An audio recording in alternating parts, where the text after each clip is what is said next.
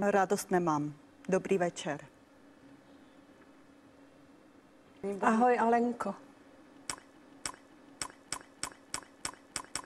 Já naposledy vím, že jste bydleli ve Slaném a od té doby nevím, kde bydlím. Já nevím, kde bydlím. Já ani nevím, kde bydlím. Jsi mi nedala vědět, že kde bydlím.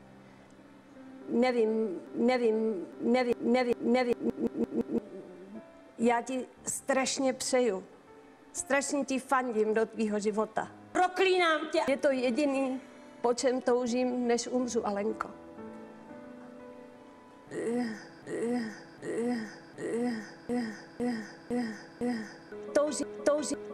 Touží. Chybovat je lidské, odpouštět je božské, ale já nejsem Bůh. A ty nechybuješ? To ti odešly všechny 3 holky? Že máš najednou zájem o mě? Holky jsou doma. Samozřejmě rozhodnutí je na vás, to vy dobře víte. Bližujete hodně své mamince, ale i sobě, že ji nechcete pustit k sobě. Jinou maminku už nikdy mít nebudu. Vím, že jinou maminku už nikdy mít nebudu, ale chybovat je lidské, odpouštět je božské, ale já nejsem Bůh. Tvůj Ester, život... prosím vás, skončíme. Proklínám tě a proklínám tvoje hlasy.